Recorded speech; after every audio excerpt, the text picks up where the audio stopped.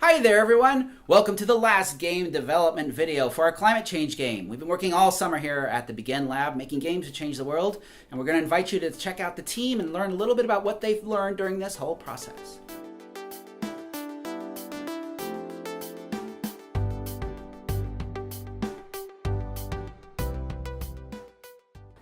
Hi, my name is Yelena. I am one of the designers on this team.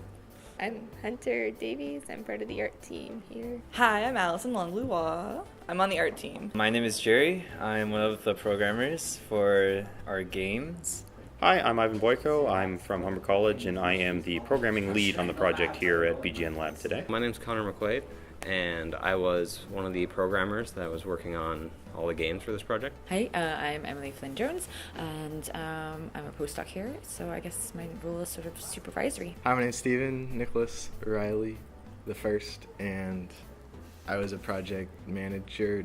I'm Robert Durant. I was the design director for the project.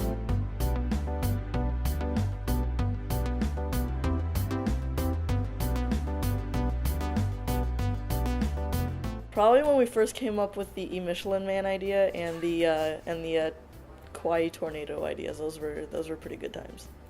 Also, all the times that I have defended design team on the Slack chat. I think just working with so many great people, it was nice just to have little jokes. Sometimes you'd hear the design team laughing about something. It's like, what's going on in there? What are those sillies doing? Our team gets along pretty well, and we get a lot done, and we can all suffer together. But it's just nice working with so many great new people. Highlight of the project was probably making the really cute tornado, and then having it not anywhere in the game. Actually, it's in the credits, so I mean, like, I'll give it that. Finishing my minigame Heatlock, because that was the only minigame that I got to finish. So that was pretty cool. Overall, I think the minigame turned out well. Like it went with the specifications. I thought the message also came across decently, so I'm pretty glad that turned out okay. My highlight of the project was the friends that I made with the team members here and the great experience I had working with everybody, especially after the project when we all hung out and played board games in the sweet BGNlab environment. Today, finishing it, like I liked meeting all of you guys and like seeing how talented you are. Like some of you are gonna stay at Wilfrid Laurier, and so I'll get to see you more. But yeah, it's been really nice to meet some people from other schools and see their skill set and what they bring. My highlight of the project was definitely getting to meet everybody, really seeing the team come together and then fall apart kind of, and then come back together. And I think it all really shook out well in the end, and we made something I am okay with. I don't know, I guess all the brainstorming, coming up with a lot of ideas, mainly the ones that didn't get to go in because they're a little too off the wall, but that was fun to come up with those ideas.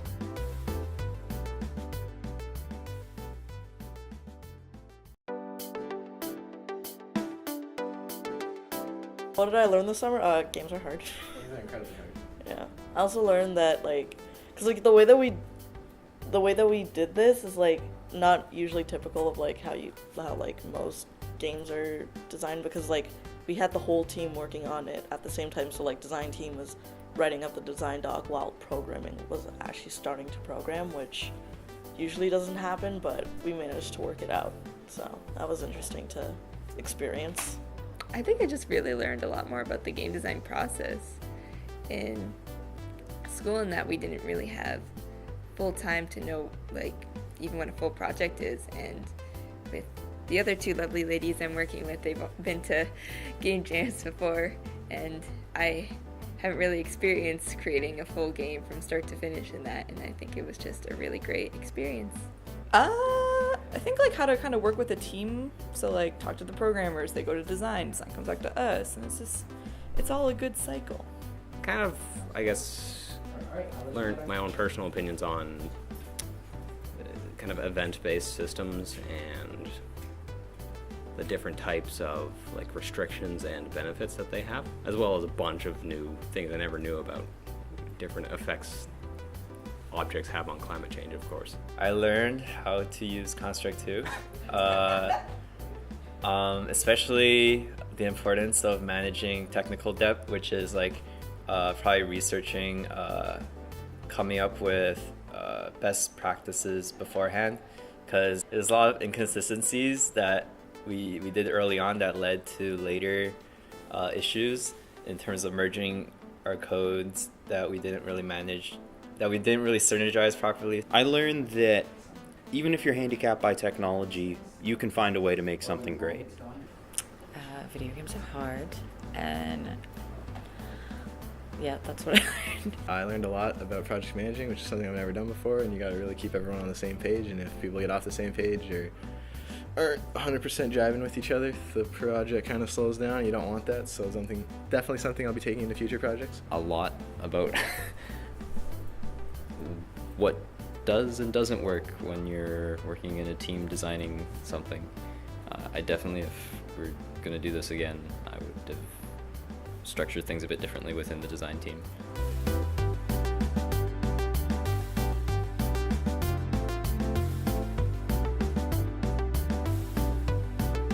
I think certain games will. I'm not sure if other games will be successful, but I think some games will. Escape room for sure. Like, I feel like, just like, because people know that, like, some devices, like, the vampire devices are a thing, but, like, just bringing it to their attention, I think, is just a little bit of a wake-up call is what we need. Another one that I think might work is the Leftovers game, because, again, like, there are people that use leftovers already, but then there are some people that, like, just usually throw out food after they're done eating, like, that one meal, so I just feel like showing that will help them just think about it for a minute. I hope so. That's all you can do. You can hope and pray that it would change people's behavior. Heatlock might not be as effective, nor Frogger, but I think maybe the escape room one might be effective, and maybe Leftovers. I think some of them will. I think the food game, the escape room, maybe the parking one, I think if a person is very open to and already sort of receptive to this sort of climate change informational type thing, then yeah, it can definitely teach a lot of things. It's a bit harder to like fully change someone's mind on this issue. So like maybe playing a short game experience won't have like complete impact over somebody's idea, but like if somebody's already receptive, like kind of like already encouraged and motivated to sort of change the environment, this game will definitely teach them a lot of things and make them more conscious of their decisions. I am certain that the game will change people's behaviors. For example, I will be a lot more picky when it comes to choosing job categories based on what sort of technology they're using. I don't know how much of an impact it'll have, but I think it could have a light impact on some people. For playing the games myself, it's entertaining enough that it holds my interest for a bit, and with the messages, assuming they're read, that they could have a little bit of an impact on people. Yes, I think certain games more than others, as other people have said, but I definitely feel like I personally have changed my climate behaviors related to the work I've done on this game, and I feel like other people will definitely be impacted. I think since we have 8 mini games, I think that probably, I don't know, average 6 out of 8 will have some effect. I think there might be a few that are a bit weak, but I do think some of them have the potential to change people's behaviors. The actual behavior that is trying to be changed in both the heat lock and then the electronics escape room, I feel like the changes that are being shown that you can make in there are the easiest, so probably those are the most likely to happen. People commonly see what we're trying to show in the Spot Rush game. It's a little bit bigger of a jump for people to actually change their behavior with that one as far as using a bike over a car, but I think people definitely see the learning outcome there. I think it would be really interesting to see like which versions are more successful. Like I think that's probably going to be like an interesting takeaway for me, to see if like a narrative or really casual dip in and out kind of styles of play are more persuasive, really. So yeah, I don't know. I'd like to say I hope so.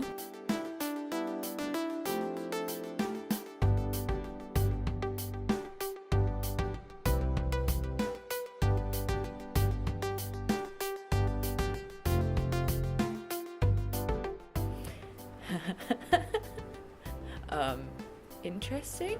Oh, the Robert Durant. I mean, it's been interesting. I think there's been several times where I've wanted to yell. It has been a life-changing experience. Robert is amazing. He is the best designer in the world. Robert is a person who knows what he wants, which is very good when they're doing a design director. So he always had a focused direction. He made a very clear idea of what was going on. Yeah, he basically managed. He's like the connection between design and code, since he's like right beside me. And it's like call out his name and he tells me what to change. So yeah, it's been very good getting to know him. Scott, what's it been like teaching the Robert Durant? Robert. Oh, you mean the little guy? Wow, I mean that's a really, really hard question when you break it down. It's been really interesting. He's a really interesting guy. Just a lot of interest there with Robert. Is this a question everyone gets? Yes.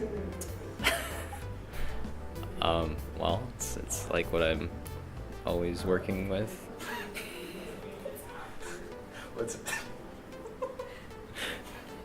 What? There's a bit of a running joke on the team that you tend to stare at Robert longingly, you could say. Can you speak to any of that? Like, is there feelings there? Can you say something about that? So what we noticed today was that Robert actually has at least 4 golden ratios in his face alone, and I think I'm really attracted to that sort of beauty. You know, he's got the perfect proportions for me. That's excellent.